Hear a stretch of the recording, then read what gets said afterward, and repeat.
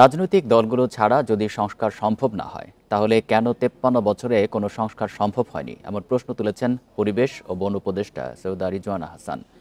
সকালে রাজধানীর গুলশানে শব্দ দূষণ নিয়ন্ত্রণে সচেতনতা বৃদ্ধি ও ব্যক্তিগত গাড়ি চালকদের প্রশিক্ষণ অনুষ্ঠানে তিনি এই প্রশ্ন তোলেন।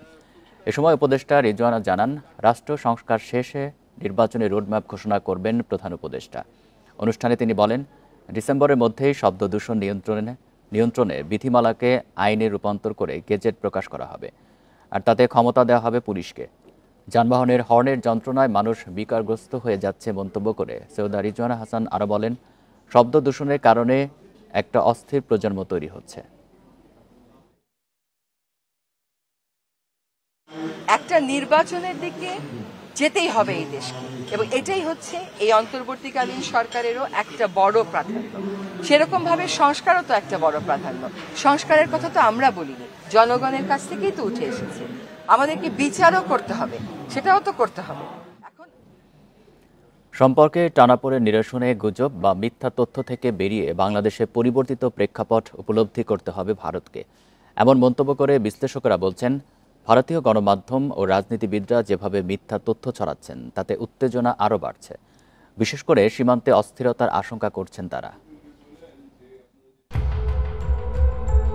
ছাত্র জনতার গণ অভ্যুত্থানে শেখ হাসিনা সরকারের পতনের পর থেকেই বাংলাদেশ নিয়ে ভারতের গণমাধ্যমে নেতিবাচক দিকটি স্পষ্ট হতে থাকে। ইসকন নেতা চিন্ময় কৃষ্ণ দাসের গ্রেপ্তারে তা চূড়ান্ত রূপ নেয়। ভারতের মূলধারার গণমাধ্যম থেকে শুরু করে সামাজিক যোগাযোগ মাধ্যমেও এক ধরনের যুদ্ধংদেহী মনোভাব তৈরি হয়। ইউনূস জমানায় বাংলাদেশের মৌলবাদীদের তীব্র ভারত বিদ্বেষ, কেউ বলছে 4 দিনের মধ্যে কলকাতা দখল করবে। প্রতিবেদনে আক্রমণাত্মক ভাষা উপস্থাপনা এমনকি তথ্য যাচাই না করেই তার নির্দ্বিধায় প্রকাশ হচ্ছে। যে ভারতের প্রায় 80% মানুষই এই ফেক নিউজের শিকারে পরিণত হচ্ছে। তো কাজেই ভারতের অভ্যন্তরেই এই বিভিন্ন ধরনের ডিসইনফরমেশন, মিসইনফরমেশন এগুলো নিয়ে কথাবার্তা হচ্ছে, এবং বাংলাদেশের ক্ষেত্রে তারা যেটা প্রচার করছে সেটা হচ্ছে অতিরঞ্জিত। বাংলাদেশে সংখ্যালঘু হত্যা, ধর্ষণ, বাড়িঘর লুট কিংবা 3 লাখ রিকশা চালক ধেয়ে আসছে কলকাতা দখল নিতে।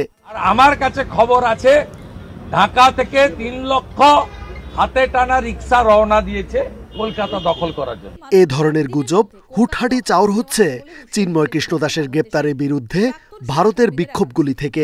ভারতের মিডিয়া যে ভূমিকা পালন করছে এবং ভারতের যে লিডারশিপ থেকে যে বক্তব্যগুলো আসছে, এগুলো বাংলাদেশের সাধারণ মানুষের মধ্যে ভারতের প্রতি একটা বিরূপ প্রতিক্রিয়া সৃষ্টি করছে এবং দূরত্বটা আরো বাড়িয়ে দেবে। এটা খুবই আপত্তিজনক এবং আমরা বাংলাদেশ সরকার তো এটা প্রতিবাদ করেছেই। মিথ্যা ও গুজব বন্ধে ঢাকা দিল্লি কার্যকর ভূমিকা না নিলে জাতিগত বিদ্বেষ বাড়তে পারে বলে আশঙ্কা বিশ্লেষকদের। বাংলাদেশ দখল করে নেব আমরা, পুলিশ লাগবে না, ফোর্সও লাগবে। রেজওয়ানুল হক, ইন্ডিপেন্ডেন্ট নিউজ, ঢাকা। শ্রেণী বৈষম্যহীন একটি দেশ গড়ে তুলতে 1971 সালে যুদ্ধ করেছিলেন বীর মুক্তিযোদ্ধারা, প্রাণ দেন 30 লাখ শহীদ। অথচ বিগত 15 বছরের শাসনামলে মুখে মুক্তিযুদ্ধের কথা বলে ভোটাধিকার হরণ, মানবাধিকার লঙ্ঘন, অর্থনৈতিক লুটপাট চালানো হয়। মুক্তিযোদ্ধারা বলছেন, গত 3 মেয়াদে আওয়ামী লীগ ছিল মুক্তিযুদ্ধের চেতনার উল্টো পথে। 1971 সালে পাক বাহিনীর বিরুদ্ধে লড়াই করে দেশ স্বাধীন করেন বীর মুক্তিযোদ্ধারা। 30 লাখ শহীদের রক্তের বিনিময়ে অর্জিত হয় এই বিজয়। এত বছরেও প্রতিফলন দেখা যায়নি মুক্তিযুদ্ধের চেতনার। 71-এর রণাঙ্গনের সম্মুখ সারির যোদ্ধা সালেহ আহমেদ যুদ্ধ করেছেন 2 নম্বর সেক্টরে, ছিলেন ফেনী জেলার কমান্ডার।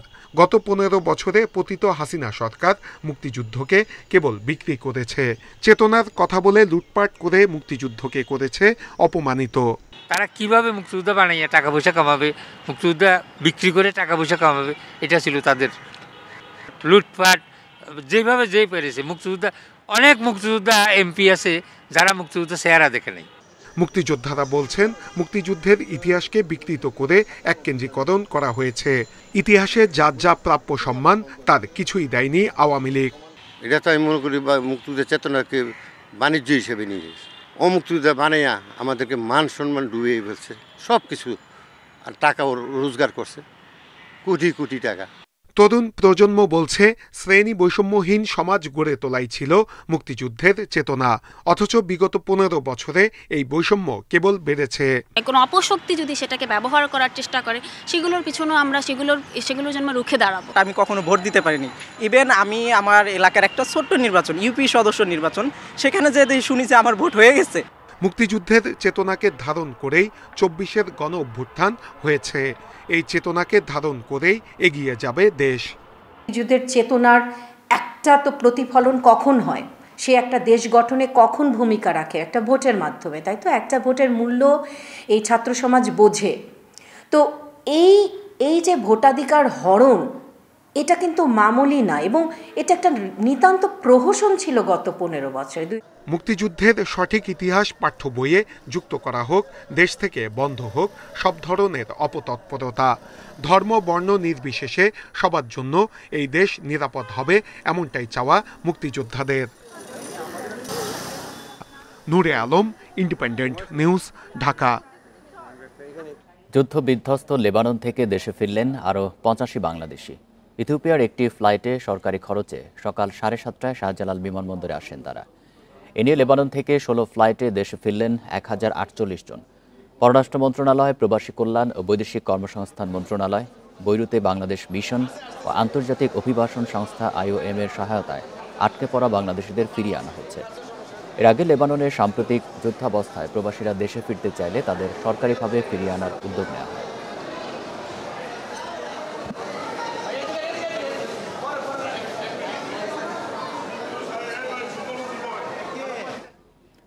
সয়াবিন তেলের দাম বাড়ানোর কয়েকদিন পরও সংকট কাটেনি বাজারে। বোতলজাত তেল পাওয়া গেলেও সরবরাহ কম খোলা তেলের। এদিকে সপ্তাহের ব্যবধানে চালের দাম বেড়েছে। সবজির দাম নাগালে থাকলেও কমেনি আলুর দাম। ব্যবসায়ীদের দাবি মেনে সোমবার সয়াবিনের লিটারে 8 টাকা বাড়িয়েছে সরকার। তবে এরপরও স্বাভাবিক হয়নি সরবরাহ। বাজারে নতুন দামের বোতলজাত সয়াবিনের লিটার বিক্রি হচ্ছে 175 টাকায়, তবে খোলা তেলের লিটার 185 টাকা। এরপরও চাহিদা অনুযায়ী মিলছে না খোলা তেল। আগের রেটে তো শেষ, এগুলি নিয়ে কালকেও অনেক জামেলা হয়েছে, তো যাও এগুলি শেষ। এখন আবার নির্ধারিত একটা রেট দিয়ে দিছে, ওই রেটে এখন বিক্রি হচ্ছে। এটার জন্য ঝামেলা নাই, ঝামেলা রয়ে গেছে একটু খোলা তেলের উপর। এদিকে সপ্তাহের ব্যবধানে চালের কেজিতে বেড়েছে 2 টাকা পর্যন্ত। মোটা চাল মিলছে না 54 টাকার নিচে, আর সরু চালের কেজিতে গুনতে হচ্ছে কমপক্ষে 75 টাকা। দেখি তো প্রতিদিনই নজরদারি করতেছে, কিন্তু বাট যখন করে তখন ঠিক আছে, চলে যাওয়ার পরে তো যা তাই। এদিকে বাজারে বেড়েছে নতুন আলুর যোগান। নতুন আলুর দাম কমে 75 টাকায় এলেও পুরনো আলু বিক্রি হচ্ছে আগের দামেই, 75 টাকা কেজিতে। তবে দাম কমে পেঁয়াজ বিক্রি হচ্ছে মানভেদে 90 থেকে 110 টাকা কেজিতে।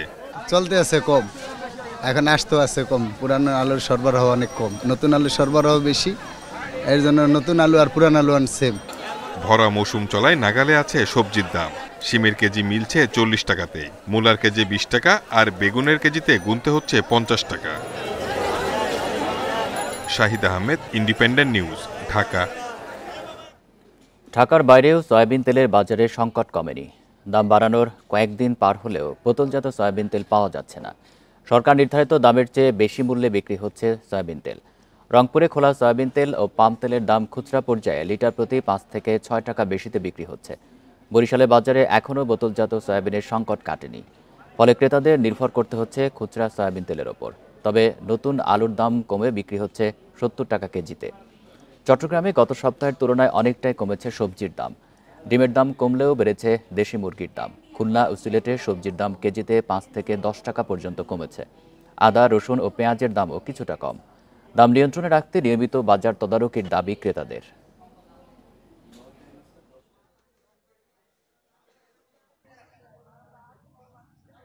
সয়াবিন তেলের দাম অত্যাধিক বেশি। আগে তেল কিনতাম 140 টাকা, 45 টাকা, এখন সেই তেল যাইয়ে এখন 180 টাকা কিনতে হয়। সয়াবিন তেল কোম্পানি আমাদেরকে দিচ্ছে না, এর ভিতরে আজকে শর্ত দিচ্ছে 3 কার্টন মালের সাথে 20 কেজি চিনি করে চাউল নিতে হবে। ঘন কুয়াশার সঙ্গে জেঁকে বসেছে শীত। উত্তরের 3 জেলায় বইছে মৃদু শৈত্যপ্রবাহ। সোমবারের পর পরিস্থিতির কিছুটা উন্নতি হলেও 20 ডিসেম্বরের পর তীব্র শৈত্যপ্রবাহের আভাস দিচ্ছে আবহাওয়া অফিস। এদিকে সকাল 9টায় মৌসুমের সর্বনিম্ন তাপমাত্রা 8.4 ডিগ্রি সেলসিয়াস রেকর্ড হয়েছে তেঁতুলিয়ায়। মৌসুমের দ্বিতীয় মৃদু শৈত্যপ্রবাহের মুখে রাজশাহী, তেঁতুলিয়া ও চুয়াডাঙ্গা। এর মধ্যে তেঁতুলিয়ায় রেকর্ড করা হয়েছে মৌসুমের সর্বনিম্ন তাপমাত্রা 8.4 ডিগ্রি সেলসিয়াস। শীতের এ তীব্রতা থাকতে পারে আরও দুদিন। ঘন কুয়াশার কারণে উত্তরের জেলায় দৃষ্টিসীমানা নেমে আসতে পারে 100 মিটারের নিচে। সোমবার নাগাদ হতে পারে পরিস্থিতির কিছুটা উন্নতি। মৃদু আকারের শৈত্যপ্রবাহ, এটা রাজশাহী, চুয়াডাঙ্গা এসব জায়গাতে মৃদু আকারের শৈত্যপ্রবাহ আছে। ওভারঅল তাপমাত্রা অনেকটা যেটা নর্মাল যে তাপমাত্রা থাকে তার থেকে কম আছে। পরশু দিন বা তারপরের দিন তাপমাত্রা একটু বাড়ার সম্ভাবনা আছে। তো সেটা হয়তো বেশি দিন আপনার চলমান থাকবে না, হয়তো 3-4 দিন তাপমাত্রা একটু বাড়ার পরে আবার তাপমাত্রা কমবে। তবে 20 ডিসেম্বরের পর থেকে আবারও নিচে নামবে তাপমাত্রার পারদ। মৃদু মাঝারি পার হয়ে রয়েছে তীব্র শৈত্যপ্রবাহের আশঙ্কা। 20 তারিখে পরে যে তাপমাত্রা আরও অনেক জায়গায় 10-এর নিচে নেমে যাবে এবং মৃদু থেকে মাঝারি, এমনকি কোনো কোনো জায়গায় আপনার তীব্র আকার শৈত্যপ্রবাহ চলে আসতে পারে। আর যেটা হবে যে কুয়াশায় এটাও থাকবে। ডিসেম্বর হয়তো আমরা 5-6 ডিগ্রি, আর এবার দেখি তো একটু কম তাপমাত্রা, সেক্ষেত্রে হয়তো যে ডিসেম্বরে আপনার হয়তো 5-6 নামতে পারে, কিন্তু যে মেন সে ঠান্ডা নামবে হচ্ছে জানুয়ারি।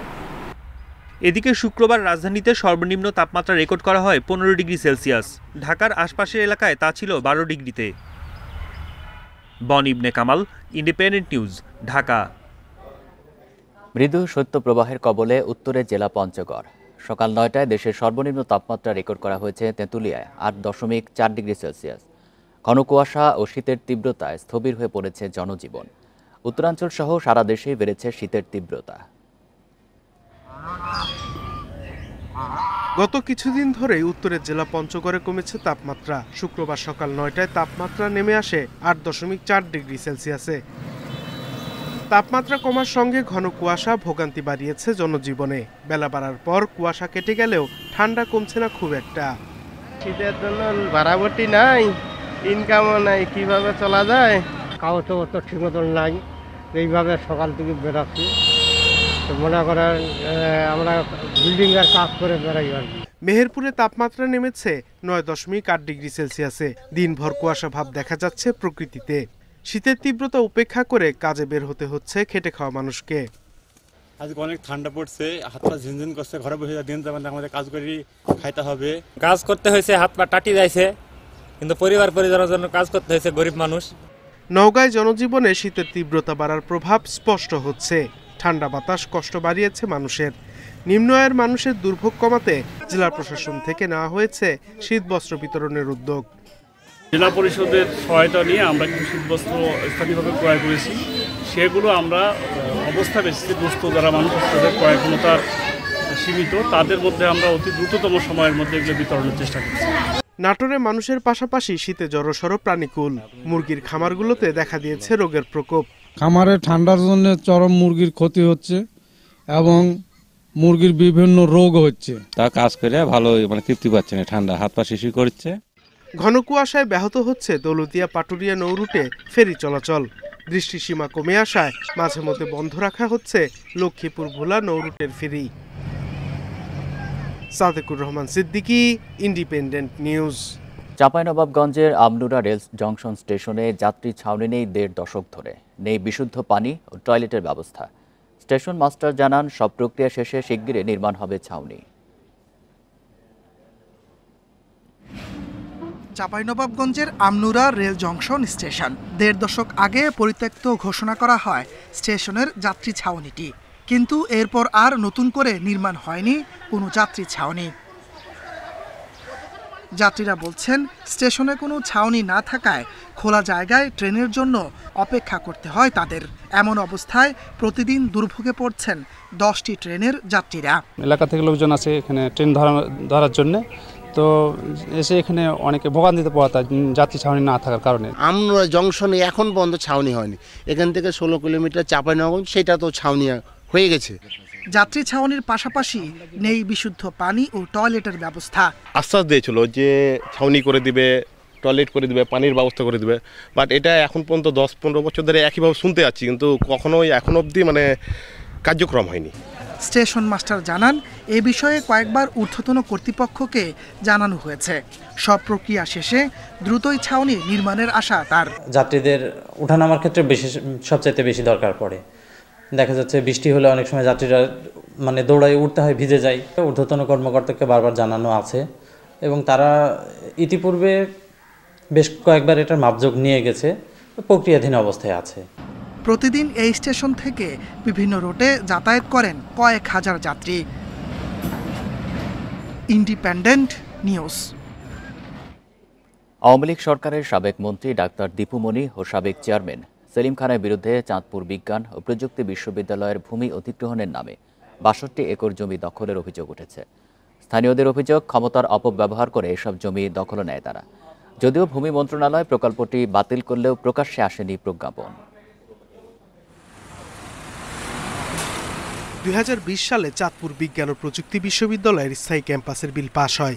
এরপর ভূমি অধিগ্রহণের নামে শত কোটি টাকা আত্মসাৎ চেষ্টার অভিযোগ ওঠে তৎকালীন শিক্ষামন্ত্রী ডাক্তার দীপু মনি ও তার আশীর্বাদ পুষ্ট লক্ষ্মীপুর মডেল ইউনিয়নের চেয়ারম্যান সেলিম খানের বিরুদ্ধে। ভূমি অধিগ্রহণের আগেই ৬২ একর জমি স্বাভাবিকের চেয়ে ২০ গুণ বেশি দাম দেখিয়ে সরকারের ৩৫৯ কোটি টাকা হাতিয়ে নেওয়ার চেষ্টা করেন তারা। স্থানীয়দের অভিযোগ, ভয়ভীতি দেখিয়ে নামমাত্র মূল্যে এসব জমি নিজের করে নেয় চেয়ারম্যান সেলিম খান। এখানে অনেকের টাকা দিয়েছে, অনেকের টাকা দেয়নি, বরং আমাদের যে সম্পত্তি নিচে দৌদ্যবস্তি নিচে, যেহেতু আমরা এটা বিরোধী করছি, এ কারণে আমাদের জায়গা সম্পত্তি দূর করে নিচে, আমাদের জায়গা রেস্ট্রি করতে বাধ্য হয়েছি। আমাদের এই জায়গা সম্পদের একটা সমাধানের দরকার আছে। এই সমাধানটা কে করতে পারে, আমরা তার কাছে এই সমাধান চাই। এই ঘটনা গণমাধ্যমে এলে প্রভাবশালী নেতাদের দুর্নীতির কারণে অধিগ্রহণ বন্ধ করে প্রজ্ঞাপন জারি করে ভূমি মন্ত্রণালয়। তবে অজানা কারণে তা প্রকাশ করা হয়নি। বিগত সরকারের আমলে আইনের সুশাসন ছিল না বলেই তারা ক্ষমতার অপব্যবহার করেছে বলে মনে করছে সুশীল সমাজ। এই সমস্ত দুর্নীতিবাজদের বিরুদ্ধে আইনগত ব্যবস্থা নেওয়া উচিত এবং প্রতিকার নেওয়া উচিত, এবং সেখানে যেহেতু সাধারণ মানুষের অনেকের জমি তার প্রকৃত দাম পায় নাই, সেই ক্ষতিগ্রস্ত হয়েছে, তাদেরকে যাতে তাদের টাকা পয়সা পরিশোধ করা হয়। দুর্নীতি অনিয়মের যথেষ্ট প্রমাণ ছিল বলেই প্রকল্প বাতিল করা হয়েছিল বলে জানিয়েছেন জেলা প্রশাসক। আমরা গেজেট পাঠিয়ে দিয়েছি মন্ত্রণালয়ে, হয়তো মিডিয়া কোনোভাবে জানতে পারে নাই, কিন্তু এতে আমাদের এখানে কোনো ধরনের অন্য উদ্দেশ্য নেই আর কি। আমরা আমাদের মতো আমরা সরকারকে জানিয়ে দিয়েছি যে আমরা এটা বাতিল করলাম। গত ৫ আগস্ট আওয়ামী লীগ সরকারের পতনের পর গণপিটুনিতে মারা যান সেলিম খান ও তার পুত্র শান্ত খান। এদিকে একাধিক হত্যা মামলায় কারাগারে রয়েছেন সাবেক মন্ত্রী doctor Dipu Moni. Independent news. উত্তরাঞ্চল সহ সারা দেশেই জেঁকে বসেছে শীত। দিনের বড় অংশ কুয়াশায় ঢাকা থাকছে প্রকৃতি। বিরূপ আবহাওয়ায় ক্ষতিগ্রস্ত হচ্ছে আলু, সরিষা, বোরো বীজতলা সহ শাকসবজির আবাদ।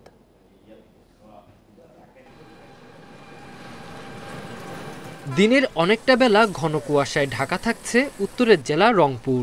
দুপুরের দিকে হালকা রোদ উঠলেও বিকেল হতে না হতেই আবারও কুয়াশায় ঢেকে যায় প্রকৃতি। সন্ধ্যায় বাড়ে ঠান্ডা বাতাস। উত্তরাঞ্চলের অন্যান্য জেলাগুলোতেও জেঁকে বসেছে শীত।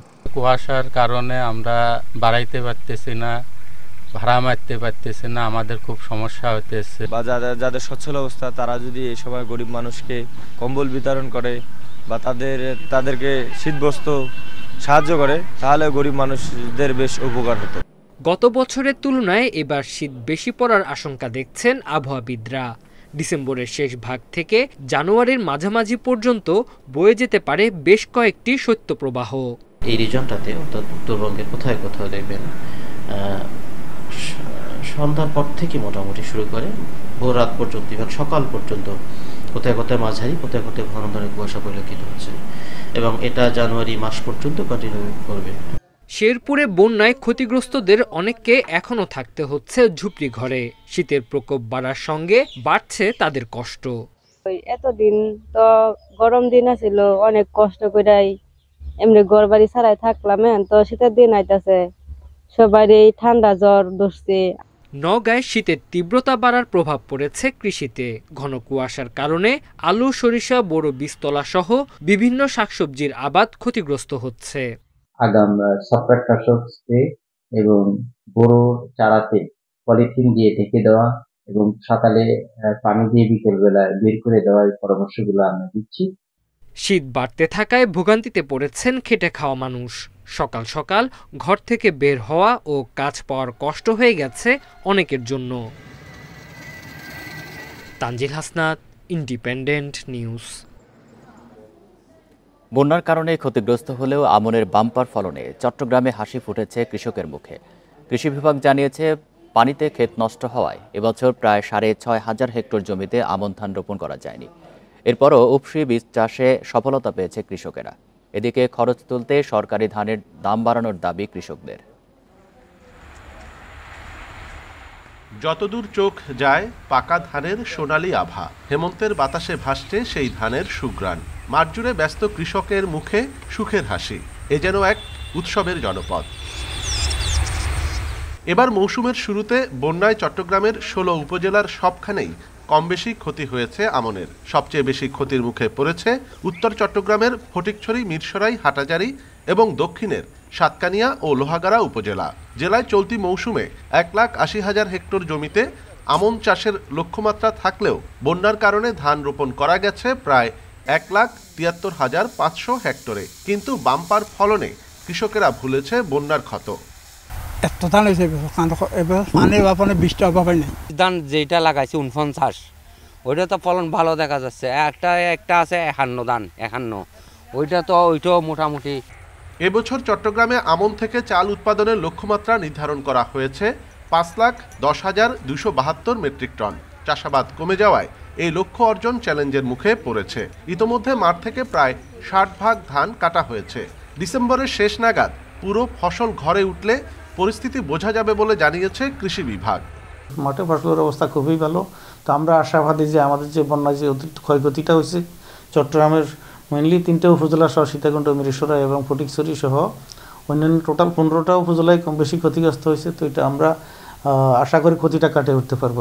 কৃষি বিভাগ বলছে, যেসব জমিতে ধান চাষ করা যায়নি সেখানে আগাম জাতের সবজি চাষে কৃষকদের সহযোগিতা করেছে সরকার। এতে চাষিদের মোট ক্ষতি কমে আসবে বলে মনে করছে তারা।